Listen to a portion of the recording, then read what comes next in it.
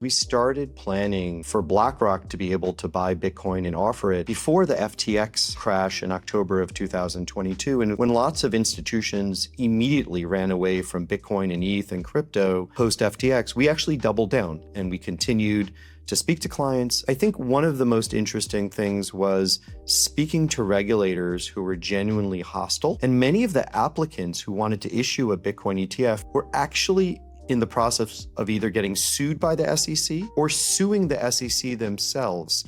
That was a very unusual dynamic.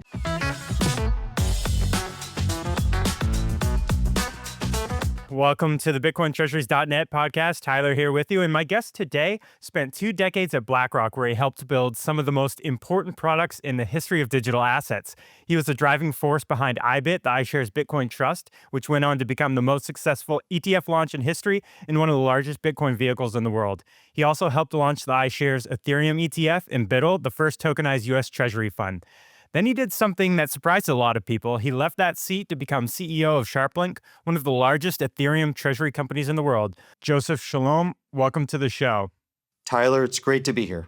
You got it. So let me run down some of the bullet points here. On IBIT, most of our audience will know the quick hits here. So it launched in January of 2024, at long last, and great relief to Bitcoiners. It was talked about in the space for years and years, probably a decade plus.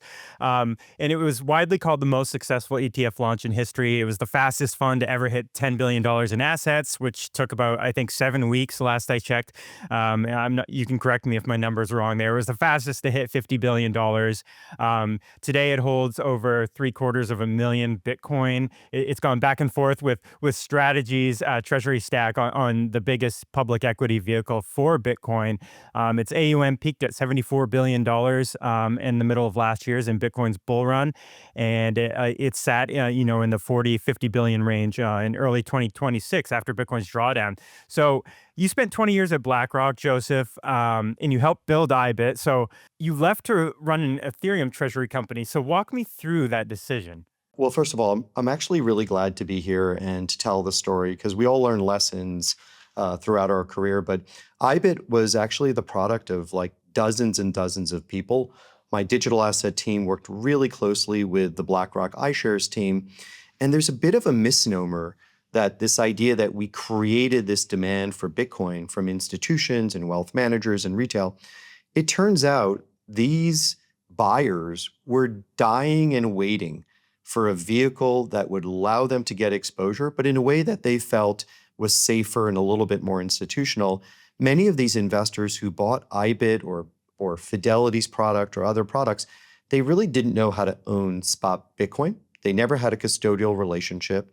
They probably didn't have with their investment guidelines to own commodities.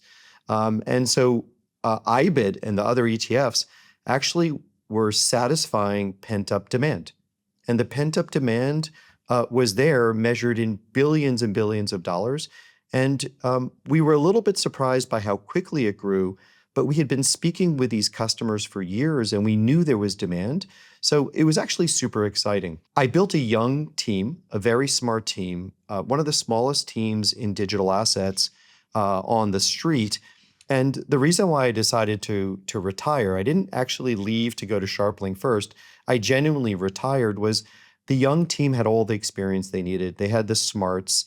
They learned how to navigate Larry Fink and the board and clients and regulators and Chairman Gensler. And at a certain point in your career, you have to turn over to the young people and give them the opportunity to shine.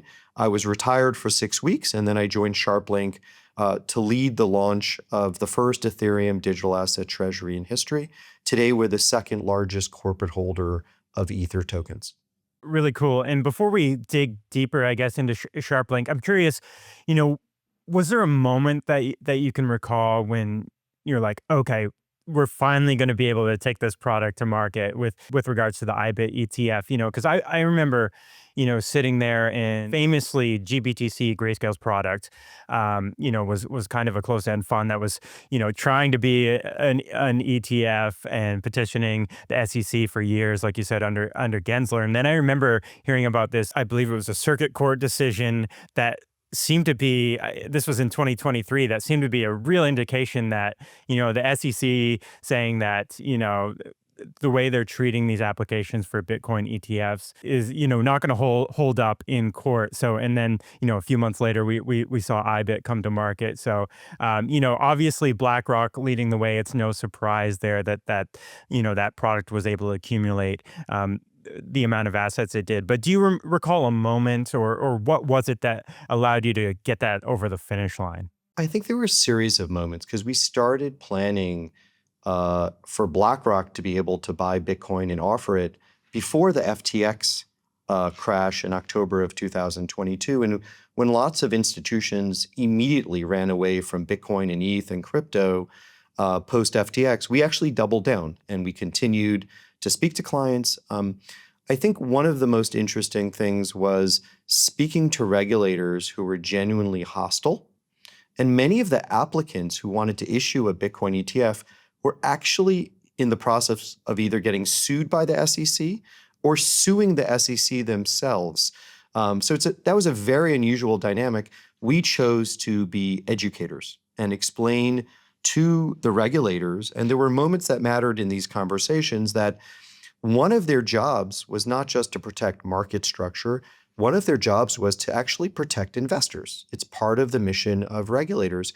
And our argument was, by not allowing an ETF, you're forcing investors to go to offshore exchanges, to do self-custody, to buy spot themselves. You saw how badly that ended up in 2022 and 2023 when a lot of these venues went under.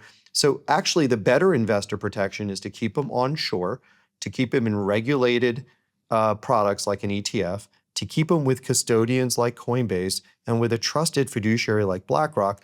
And it took many, many conversations, but at a certain point, we realized the light bulbs went on and they acquiesced. I don't think they were excited, but it was these series of moments of education. But again, there's a misunderstanding that we created the demand. The demand was pent up and ready to go. We just gave them a better wrapper along with Fidelity and 10 other issuers that same day. I want to talk about something that comes up in almost every conversation I have with Treasury executives. They get the Bitcoin thesis, they see the macro case, but then they walk into a board meeting and the first question is, who's holding it? Are they regulated? Are they insured? Can we audit this? That's where BitGo comes in. BitGo is an OCC-regulated national trust bank. That means they operate under the same federal oversight as the institutions your board already trusts. Your assets are held in segregated trust accounts, never commingled. They're secured in 100% cold storage with multi-signature architecture. If you're building a case for Bitcoin on your balance sheet, BitGo is the custody partner that turns a board conversation from why into when. Visit bitgo.com/Bitcoin-Treasury to connect with their team. It's the best kept secret known by every true Bitcoin OG. CoinKite has been building the gold standard in private key security for years, and they just raised the bar again. The Cold Card Q is an absolute powerhouse for serious Bitcoin treasuries. We're talking a full QWERTY keyboard, air gap protections, and it's built for maximum security. The brand new Cold Card MK5, it has a massive Gorilla Glass screen and new NFC functionality for an even more seamless experience. So if your business is large or small, there's a cold card for you. Head to store.coinkite.com and use the code 6BT at checkout for 6% off. Stop cutting corners on your Bitcoin treasury. You wish for it. Bitcoin is finally on sale. And if you're sitting on BTC and want liquidity without dumping your stack, Arch Lending can make it easy. You can get USD or USDC in minutes, and your collateral stays in qualified custody. They never rehypothecate your assets. As your assets move up and down in value, you can scale your credit line instantly or pull collateral back when the market runs. If you need help, you get real humans 24/7, not bots. This is Arch Lending. Simple tiers, public pricing. You can check them out at archlending.com.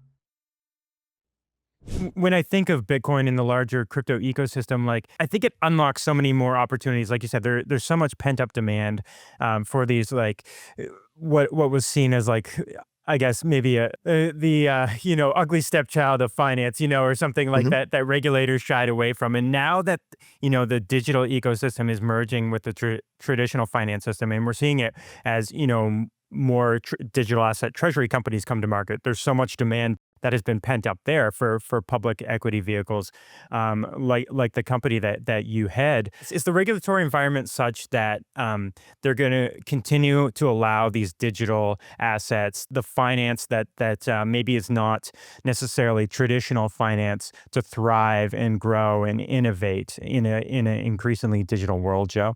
I think I'll keep it even simpler. There is demand for people to have Bitcoin, ETH, and a number of other assets in their portfolios. But there are three different type of buyers. Some are speculators. They're hoping it's going to go up 100x, and they may be more short-term oriented. Some are traders, and they have trading strategies, and they're actually less interested in a long-term thesis. They're really focused on short-term signals that allow them to buy or sell Bitcoin, ETH, or another asset. We're actually very focused on investors. So this idea that if you're an investor and you have a thesis that the US government is printing money and is debasing currencies, and you believe that Bitcoin is a store of value, almost like digital gold, and you want a portion of your assets in your portfolio, for some people, it might be very small. 10 basis points. For other people, it might be 30% of their net worth. We start with the idea that there's a thesis and there's a series of people who want to own this in a portfolio as an active decision for a long-term investment thesis. Ethereum is the same thing. Ethereum has a slightly different narrative. It is a store of value. Like Bitcoin, it is probably the second and the most decentralized cryptographic network. It's Bitcoin and ETH, who are truly cryptographic and decentralized and credibly neutral. But you have a belief that Ethereum is going to be the future programmable network where smart contracts are going to be, where settlement of financial transactions are going to be. And therefore, you want to own ETH not just as a store of value or to hedge against future debasement or inflation. You want to own it because you think it's the future network effect, almost the new internet of where money is going to be exchanged. So I would tell you, I don't think it's the regulators at this point who are going to control this type of demand. It comes from actual investment theses. That's why you see people holding hundreds of billions of dollars of these assets. Now, the level of financial engineering, the level of leverage that you can take, how these vehicles are going to be regulated, I think we have pretty good clarity now. I think your question about, regulatory certainty is more impactful on the long tail of tokens who don't have that thesis and may not be sold or bought in the ways that we're talking about here. You could buy spot, you can buy a digital asset treasury company to get exposure, or you can buy an ETF. If you don't have those capabilities, the regulatory uncertainty will be there, but I don't think it's for Bitcoin or ETH or Solana. Yeah, I was going to ask about that bigger picture. There's treasury companies around Solana, as you mentioned, ETH, and of course Bitcoin. Are those the big three? Do you see those as kind of the tokens that have staying power, or is it again just investor demand that is going to kind of determine which digital asset treasury companies and the tokens that they form around have lasting power? Yes, and I think what's most indicative are two things. One is, what are the market caps of these tokens? Bitcoin and ETH, and then stable coins are probably 80% of the entire crypto market capitalization is number one. And number two is, who is buying ETFs? And the size of these ETFs is actually a very good indicator of where the demand is. And if you look at the ETFs that have launched on crypto assets, on different tokens, I think over 99% are on Bitcoin and ETH. There's less than $1 billion on Solana. There's very little on the long tail, despite the fact that a lot of asset managers are trying to launch new ETFs. So the vast interest is on Bitcoin and ETH. Maybe we can take a really high level view on ETH and why an Ethereum treasury company. And, some of our viewers, again, come from a Bitcoin treasury background, and, give us kind of maybe that 101 explainer first. And then we can dig into maybe why an Ethereum equity versus an Ethereum ETF. But give us the high level explainer and then maybe give the differentiation there. Sure. So I want to actually start by tipping my hat to Michael Saylor. He's a pioneer. He built a new business model. Before there were ETFs on Bitcoin, he gave someone an alternative to be able to buy a public equity to get Bitcoin beta or linear exposure. You get the price of Bitcoin. Before you start enhancing it, you get access to Bitcoin by buying a public company. And for many individuals, that's much better than buying spot. And for most individuals, it's a very simple click of a button. And then in order to drive yield or to get somewhat outsized returns, Michael Saylor had to start with financial engineering of his common stock, start issuing convertible bonds, take out some leverage to buy more ETH, but you're now introducing leverage into your capital stack. He's been very successful initially in launching preferred equity through Stretch and other means, again, to raise capital to buy ETH. But what that comes with is debt payments and dividend payments.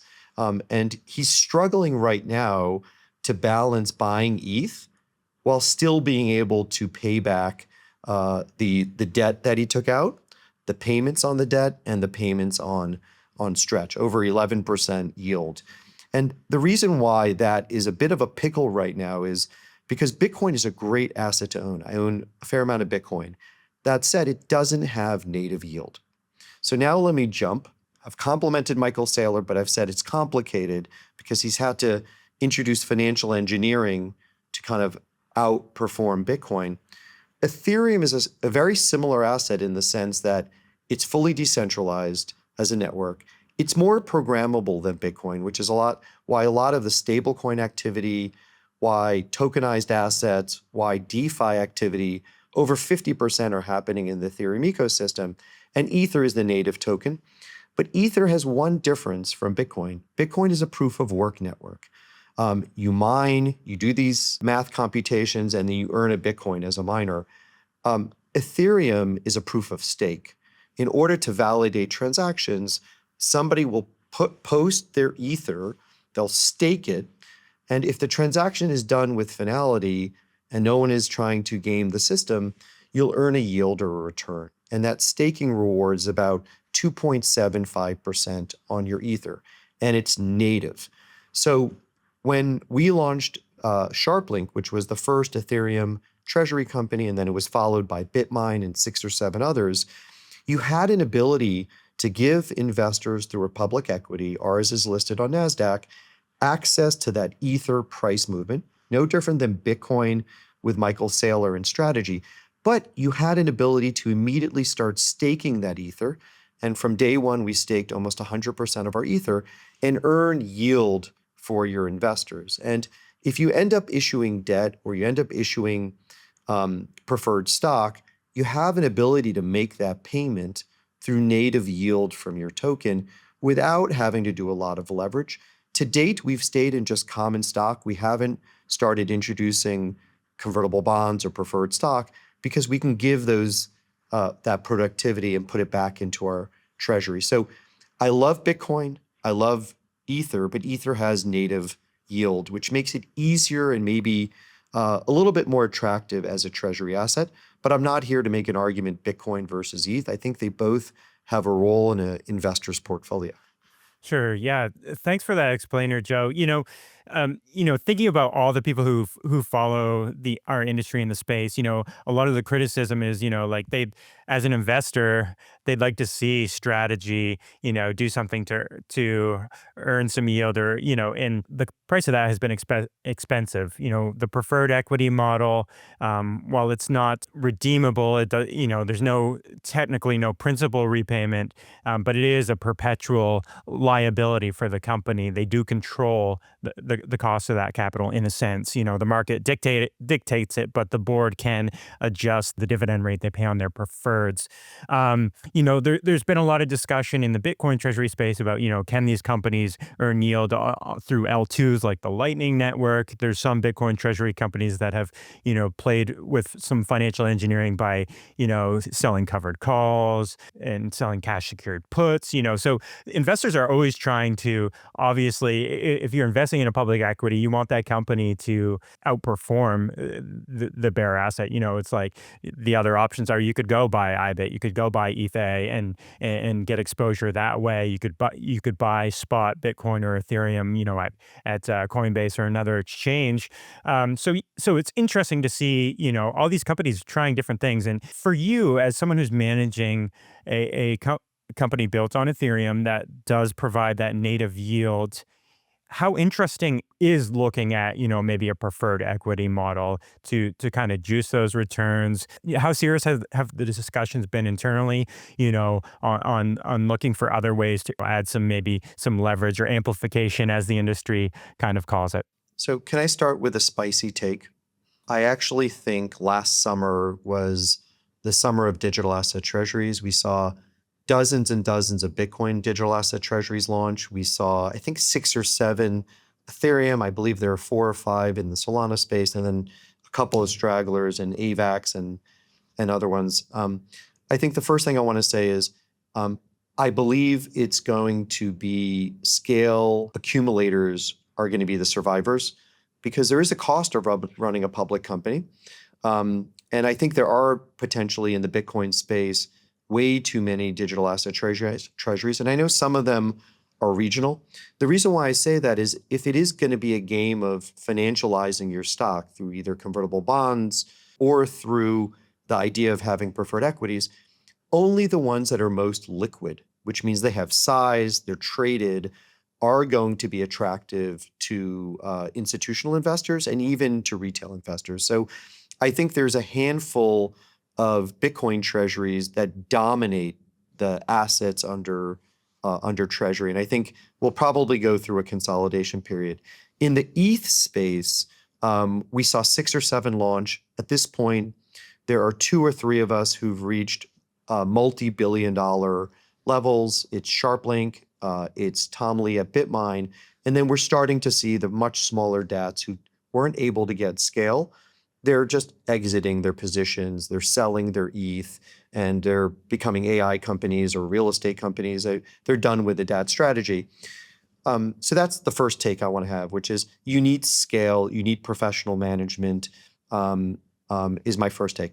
The second take is in the Ethereum space, because you have a native yield, you don't need to immediately go to leverage to start gaining higher returns on your ETH.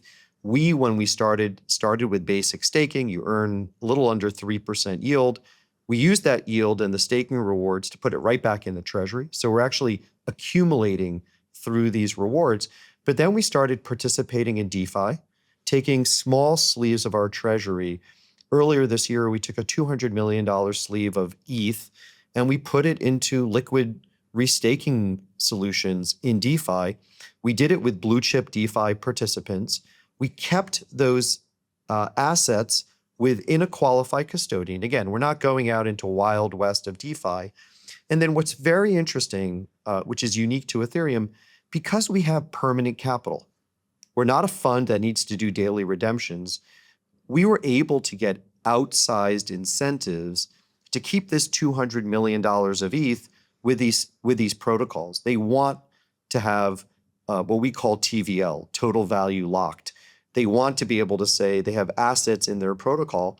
And in addition to getting the staking yield, we're able to get a couple hundred basis points of additional economic incentives. So before even having to go out and financialize your stock, you're able to go along the risk curve and get some additional yield. We announced earlier in June that we and Galaxy Digital, 2 public companies, we're launching a $125 million DeFi yield fund where we're going to take our $100 million of assets of ETH.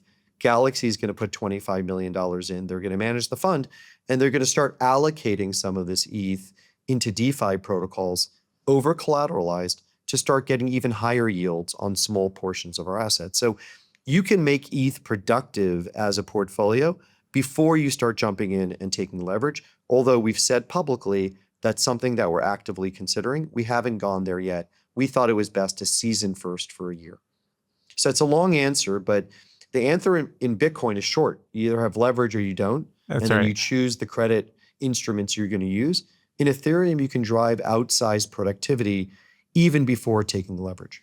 Yeah, that's really interesting. And yeah, Ethereum natively having, being so intertwined with DeFi and, DAOs and all, the whole ecosystem there, and having that programmability makes sense that, a public equity such as yourself would tap into those resources. And it sounds like you're learning and seeing, how productive that capital can be when you put it to work. So yeah, I think that's a really interesting differentiator between, Ethereum treasury companies and Bitcoin treasury companies. I guess some of that's been happening indirectly with Bitcoin treasury companies. You've got Strive's got their preferred equity strategy. Michael Saylor's company has their preferred equity, and it's being packaged up, into DeFi protocols that are running off Bitcoin's chain, but it's allowing kind of that other crypto native access to the preferred equities, which has increased the spot demand on the pref. So that's been interesting to see that contrast there. So when you think of a typical investor in your company, you're having conversations with capital allocators. What is the investor profile of people that you're most regularly seeing invest in Ethereum treasury companies? I imagine it's a lot different than the typical crypto native investor. So you asked essentially about the cohorts of investors who are investing in Sharplink and digital asset treasuries. Michael Saylor's been at it for almost 6 years. He has probably the largest institutional base. Over 50% of investors are institutional from public filings, and he has really good bank research coverage. There's lots of banks who support his capital markets activity. They write about his instruments. He has a following. That is what we think of as a more institutional base. When the digital asset treasuries in Ethereum and Solana started last summer, it was largely initially a retail phenomenon. When I joined last July and we looked at the numbers, when Sharplink went out to market, we were about 94% owned by retail. It was largely crypto native investors. A lot of it was in Asia. A lot of these people were momentum type traders and hype traders. But over time, we had a strategy of building an institutional team. And we had a strategy of appealing to both retail and institutional investors. And it's been a journey. When we looked again at the end of September, we were 33% owned by institutions. By the end of December, 46% owned by institutions. In March, essentially almost 50% owned by institutions. And Sharplink has 8 banks who cover us from a research perspective. And by definition, they're sharing that research with both family offices and institutions and otherwise. So I think it's a very balanced approach. I will tell you, with crypto having lost some of its momentum since the October 10th deleveraging event, and with a boom of AI investors, it's lost a little bit of the client base who are looking for that volatile kind of high risk on investment. And the first people who left were the retail sentiment investors. And those of us who ended up having at least the anchor of a large institutional buy and hold base, we saw a little bit less volatility, even though we've seen the roller coaster of the price of strategy, the roller coaster of the price of every DAT. But we've been appealing to both institutional investors and to retail investors. And part of that is because we built a BlackRock, JP Morgan type institutional team, and we're managing our strategies internally. So it's a long answer to a short question, but it is institutional, it's family offices, it's mutual funds buying into us, and it's also retail investors. I think the pivot has been a little bit more to buy and hold rather than quick momentum traders. They're going into even more volatile asset classes at this point. It'll rotate back. If you're building or managing a Bitcoin treasury, you need institutional infrastructure to match. BitGo is the digital asset backbone trusted by thousands of institutions worldwide, offering regulated custody, OTC trading, financing, and settlement all under one roof. They're now a publicly traded company on the NYSE and hold a federally chartered national bank license from the OCC. For Bitcoin treasury companies, this is the infrastructure layer that matters. Learn more at bitgo.com. CoinKite has been building the gold standard in Bitcoin private key security for years, and they just raised the bar again. The brand new Cold Card MK5 brings a massive Gorilla Glass screen and new NFC functionality for a more seamless experience. The Cold Card Q is an absolute powerhouse for serious Bitcoiners, with a full QWERTY keyboard, air-gapped, and built for maximum security. Whatever your setup, executive, Bitcoiner, Bitcoin Treasury, there's a cold card for you. Head to store.coinkite.com and use code 6BT at checkout for 6% off. The tip is here, and with it, you might be thinking, is it time for me to borrow against my Bitcoin? Enter Arch Lending. They're building the most transparent borrowing experience in crypto. We're talking industry-leading rates from 8.49% when you borrow against BTC, and you receive USD within minutes. Your assets stay protected with qualified custody. There's no rehypothecation, and verifiable segregated addresses are used always. As your collateral grows, you can unlock more liquidity, adjust your line anytime, and extend your term with a single click. And with 24/7 white glove support, you're never going to feel like you're on your own. Arch Lending, simple terms, public pricing, market-leading rates at every size. You can learn more at archlending.com. Yeah, it's funny to, talk about investors rotating to more volatile asset classes when, crypto has historically been that, that wild child. And as we know, the longer you're around Bitcoin, the longer you're around crypto, this is all going to come back. Cycles, whether or not they're predictable or not, do happen. They're going to continue to happen. How do you see that playing out in the future now that there is more of an broader institutional base in crypto? Do you think that volatility gets stamped out as a lot of us have talked about, or are we going to continue to be on this ride and see Bitcoin's price rip and dip throughout the years? Yeah, so I do think the first tightening of volatility happened when the ETFs came out, and you had tens and tens of billions of dollars of Bitcoin being held in ETF, largely by buy and hold investors, and they were holding. Even on days when we saw steep declines in Bitcoin, the outflows weren't actually pronounced. It was shockingly small. I would tell you that today, Bitcoin and ETH are still volatile assets, but I'll give you a great example of a microcosm of a typical buyer. And if you look back in the previous 2 years, one of the biggest buyer communities were Korean retail investors buying Bitcoin, ETH, and the long tail of tokens. I think, if I'm not mistaken, in 2024, there were almost $600 billion of transactions in crypto in Korea alone. I think it was the second largest market in the world. Many of those investors have pivoted to buying 3 or 4 names. They're buying SK Hynix, a memory company in Korea. They're buying Samsung chips. They're buying NVIDIA. They're buying SpaceX. So I think you're starting to see a rotation, and I think it'll be short term, into those higher returning risk-on assets. But then they'll hit the wall and it'll rotate back to crypto. I think when it rotates back to crypto, it's probably going to rotate into a handful of names: Bitcoin, ETH, Hype, maybe Solana. I think we're done with the long list of meme coins and, shit coins. That's their name for it, where there's no real utility and quality. People are getting wiped out. And so I think it'll move to those assets that have momentum and utility. And I think it'll be the largest tokens. But they are a little bit more mature than they were 10 years ago. And I think the vol will be lower. But they're still really volatile relative to buying the S&P 500. That's my personal take. And we've seen the cycles. You've seen many. I've seen many. It will come back. I think it'll come back to the higher quality assets, and because some of the speculative capital has been wiped out. Now, that's a great perspective, and one I think I definitely largely agree with.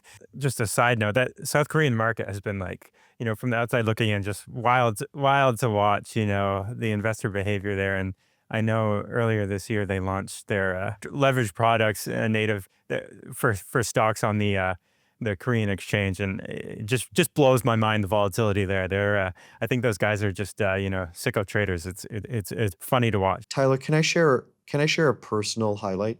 I'd love to. And yeah. can I be vulnerable with your audience? Please. My whole career was working at BlackRock and selling financial technology systems and ETFs to the most institutional investors in the world. So I have a very good institutional voice. So check.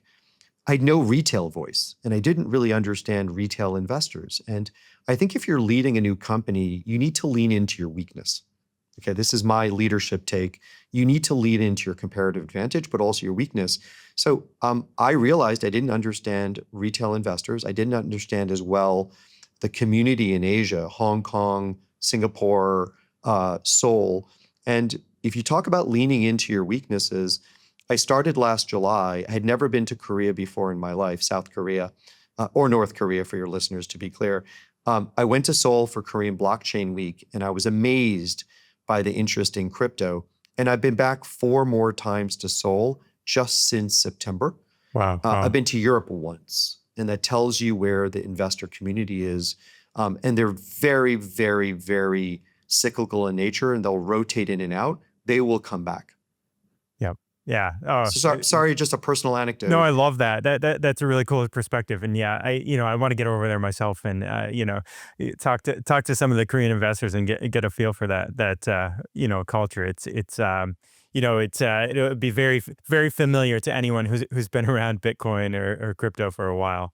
Um, Thinking about, sentiment in the digital asset space, you mentioned, last year was Bitcoin Treasury, the Bitcoin Treasury banner year, Bitcoin Treasury summer, and you expect to see a lot of consolidation. We saw, a number of Bitcoin Treasuries get hit really hard, and they're trading at steep discounts to their multiple of their net asset value. And I do think there'll be some M&A activity. Maybe they'll sell off, their assets and pivot to something else. How do you think about sentiment in the space? Michael Saylor talks all the time about, Bitcoin per share, these metrics that are new and speak to maybe some of the retail investors, but also institutional investors who are looking for a different return profile than a typical public investment vehicle. So how do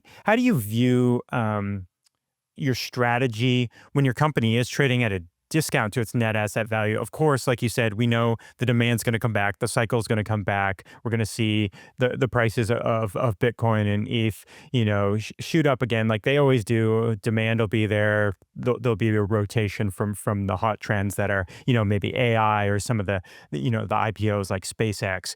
But yeah, how do you manage, I guess, the Treasury when it is trading at a discount? I know that you guys have raised money recently at a premium to your share price with some warrants and whatnot. And maybe you can dig into Sure. that, and you've been able to stack at these lower prices.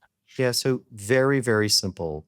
Your strategy as a treasury is the same, and your principles are the same, and your North Stars are the same, whether you're in a bull market or you're in a consolidated market like we are. And I think kind of at the end of the winter, we might be in the spring. And what do I mean by that?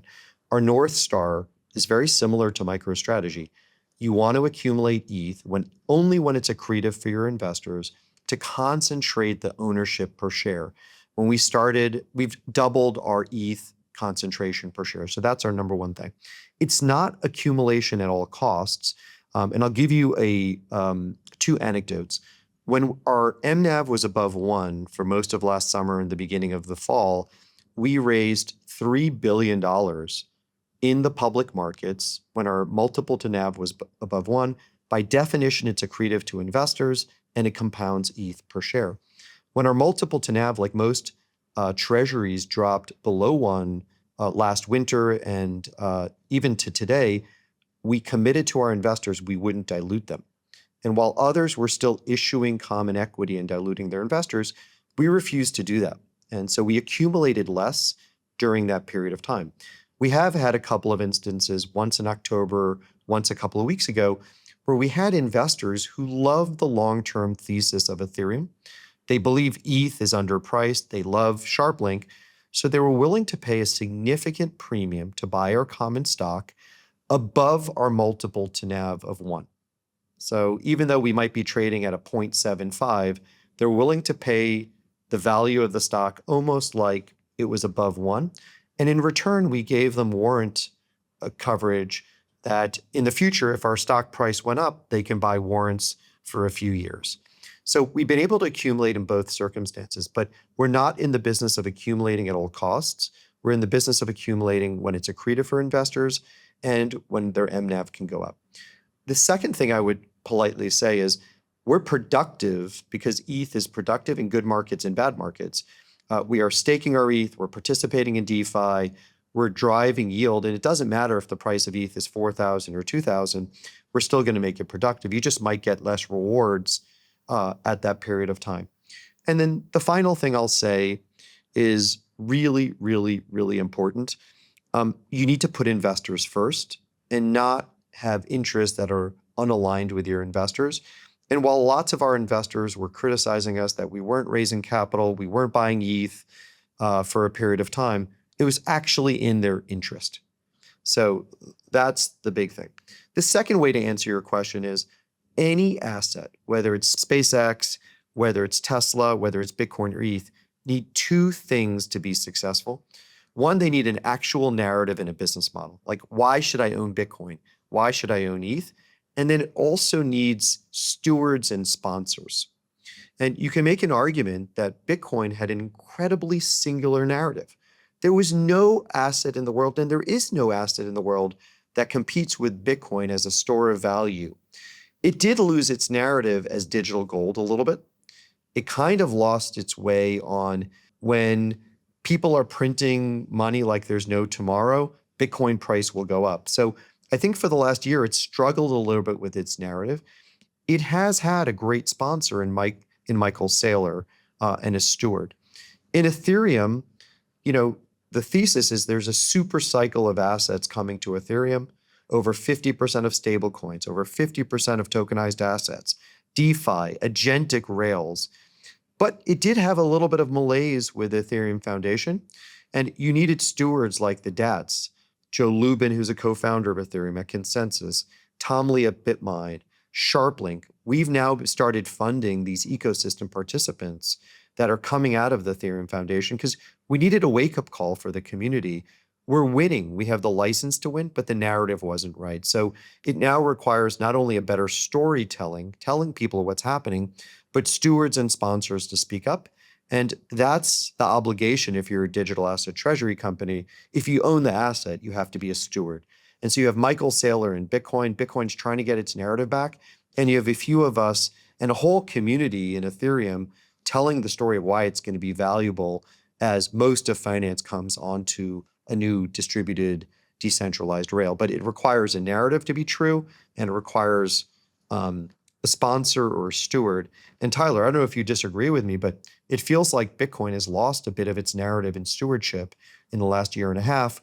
It hasn't performed the way we thought it would when wars happen, when we have risk on assets, when we have governments printing like there's no tomorrow. And so it needs to get that narrative back. Yeah, no, I agree wholeheartedly. I think part of that is we just didn't have the bull market that I think a lot of us may have expected covering this space, and with governments printing as much money as they do, spending on the financial side and being looser on the monetary side, I think the long term outlook hasn't changed. But you're right. Like right now, it's like why is the money rotating into AI? It's like we didn't reach this maybe like historical moment where everybody the scales were lifted off people's eyes, and you realize, oh, okay, like Bitcoin is a scarce finite asset and a superior store of value, like you said, maybe to even gold and the digital version of gold. So yeah, I think you nailed it on the head. And when you think about storytelling and narratives, do you think in crypto, as someone who runs an Ethereum treasury company, is that even more important? Or because to me, I eat, sleep, and breathe this stuff, covering it full time. I don't see as much of this storytelling necessarily in a lot of traditional finance markets. I think AI has done a great job of it. The Mag 7 certainly have told a great story over the years, and that's why they're the Mag 7. But I think treasury companies have been really great at least starting to tell the story. And why is that the case that there is just like, I feel like, broader storytelling in the crypto space? Can I go backwards before I go forwards? When we were at BlackRock, and if you're at Fidelity or Bitwise and you're launching Bitcoin ETFs, we did a couple of years of education of financial advisors, of banks, of pension funds, of sovereign wealth funds, explaining what Bitcoin was. It's not a paperweight. It's not a Dutch tulip. It's not going to zero. It's scarce, and it has a role in your portfolio. And you might want 0.5% in your portfolio. You might want 5%. There are some people who have a lot more. But we were telling the story that it's exactly what you said. It's scarce. It's not infinite. It's a hedge against geopolitical risk. It's a hedge against monetary policy and debasement. But you didn't have to go much further than that. As soon as you convinced them of that and it wasn't going to zero, and no one anymore thinks it's going to zero, you didn't need a steward to tell the story. You didn't need a Bitcoin foundation to tell the story. You don't need a Bitcoin institute to tell the story because there's no competition with Bitcoin. Ethereum was a little bit harder to explain because it's not Bitcoin. There are competitor layer 1 and layer 2 blockchains, but you had to explain that we're in the beginning of a super cycle, an actual super cycle to rewrite the rails of finance onto decentralized platforms. And Ethereum is winning. It has the most decentralization. So you had to tell that story. And then you're telling that story while Solana's telling a similar story, or a network like Canton is selling a similar story. And there's room for all of us to succeed. But the Ethereum Foundation is focused on the core protocol. They're not here to move finance onto crypto rails and Ethereum. They're here to build censorship resistance. Other than Bitcoin, similar to Bitcoin, the most decentralized, cryptographically safe protocol. But it turns out that you now have to tell the story. And if the foundation is getting smaller, we and Tom Lee and Joe Lubin have been funding spinouts from the foundation who are doing amazing things like ETH Labs, we announced 2 weeks ago, who are going to be building the institutional accelerated capabilities on Ethereum. Ethereum Institute, who is going to be building the go-to-market. And you'll see more and more announcements. So it does take story selling. And if the distributed group of users of Ethereum aren't telling that story loudly, then it has to be the largest holders of Ethereum. And that's what you're seeing.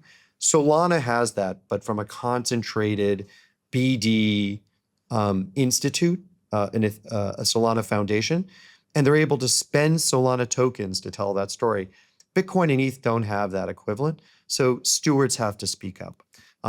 So it is about education, and it's not about FUD, and it's not about faking people out. It's telling people the truth about what's coming and why Bitcoin has a role and Ethereum has a role in these ecosystems. And I never anticipated having to be a storyteller and a steward, but that is part of the responsibility if you are sitting on some of the largest piles of ether in the world.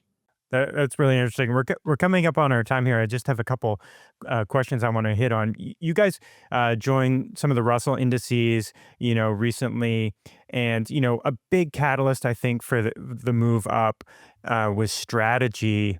Back in, I guess it was late 2024, was their inclusion in the NASDAQ 100, which brought just basically, a really stable, persistent bid on their equity. Not to mention it was, one of the most volatile and highly liquid equities in the market at the time. So how important is, becoming a part of these indices? What's the map, towards expanding your investor base and getting added by, like you said, more mutual funds, more of these indices moving forward? And what is the total addressable market for a company like yours look like? Sure. So the first thing, I'll answer it in three. I'll give you three different answers. First is it's a validation.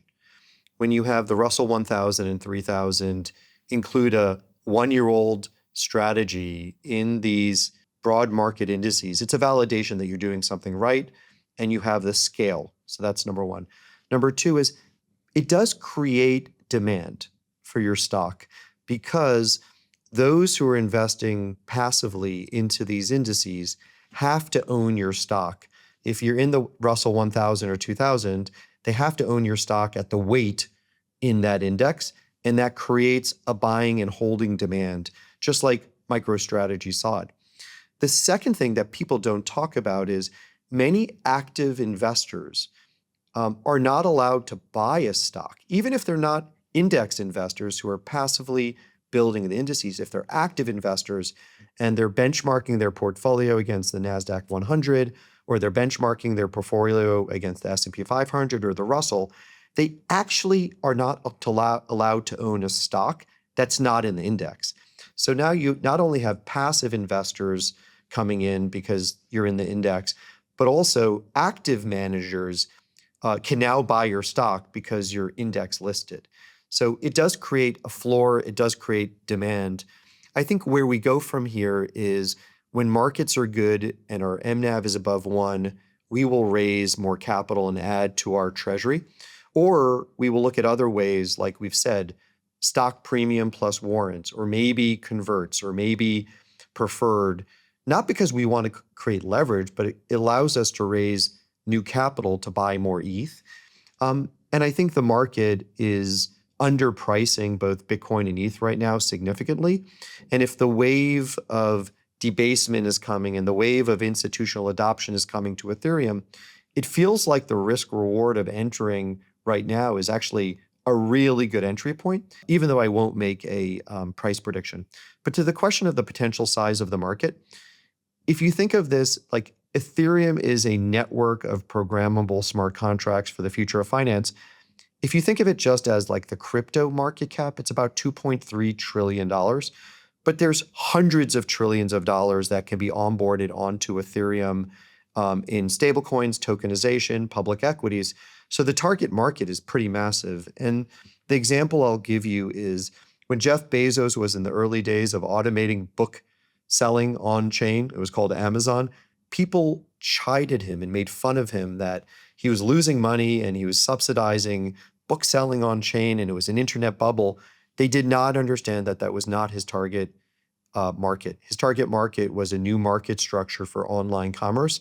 And those people who abandoned him because his price was down for a short period of time and misunderstood his business model missed out on 1,000x returns on Amazon. So I think we're at that moment where people are misunderstanding the target market here, and the target market is enormous. I can't tell you the timing, but we know it's coming. Yeah, yeah. So, I mean, 5 years out, 10 years out, if Sharplink is, working exactly as you hope, what does it look like, Joe? I think it looks like a large portion of financial assets are sitting on Ethereum on its ecosystem in stablecoins, tokenized equities. Every stock will be tokenized, every fund will be tokenized, and it'll be doing instant programmable settlement and trading 24/7 on Ethereum and its ecosystem, in which case the price of Ether will be much larger, the target market will be much larger. We will be holding not $1.5 billion of ETH, the price will be higher, and I think we'll be accumulating more. So I think it's a giant opportunity, and we'll treat investors right. And I can't tell you the timing on when that's going to happen, but we're going to act exactly the same way when the price of ETH is 1,500, 4,000, or 40,000. We are going to treat our investors right. I do think we're at a moment where it could go parabolic, but we're not going to give price predictions because retail and institutional investors have to make their own decision based on the education we're doing. Totally. 5 years ago, if I heard, a 20-year veteran of BlackRock saying that, I would have, my jaw would have hit the floor. But now it's kind of expected, and I'm really excited to hear you kind of say that and paint this picture of how I think finance is really adapting and taking advantage of the more and more digital world that we live in. As we sign off here, Joe, maybe real quickly you can outline where people can hear more about what you're doing at Sharplink and everything you have going on. Sure. So first of all, thank you. I hope a listener will learn one or two things from here. The last thing I'll say before giving you the creds is people in crypto are so us versus them, Bitcoin versus ETH, ETH versus Solana, protocol versus protocol. If we cooperate and we build the new ecosystem of finance and money movement the right way, the level of prosperity that we are going to bring to investors, to the ecosystem, to consumers is going to blow people's minds. So I just think we all need to be positive and patient. You can learn more about Sharplink at sharplink.com, very simple, or myself, and I write a lot, is at Joe Chalom on X. And I want to say thank you, Tyler, for having me here. I know you guys started as an amazing Bitcoin media outlet, and you're looking to expand. And so this is not a Bitcoin versus ETH conversation. This is a crypto conversation and a finance conversation. And I really appreciate you reaching out and having me on your podcast. And I look forward to being on again and again. Absolutely. I'm looking forward to talking again, Joe. And I sign off every episode with my guest saying "Stay orange." So, you're running an ETH shop, but you were behind IBIT, which has orange pilled, I would say a new generation of Bitcoiners and Bitcoin exposure. So I'll leave it to you. If you want to say "Stay orange," you can, or however you want to close this out. I would just say stay invested, stay positive. This is not an either or. Own crypto, own AI, own ETH versus owning, Samsung or SK Hynix or Nvidia. Own it all and be long-term investors. Technology pays off parabolically in the long run. It's funny in crypto, the people who made more money were not the traders, they were the holders. And I would ask you to hold. Great. Ladies and gentlemen, Sharplink's Joe Chalom.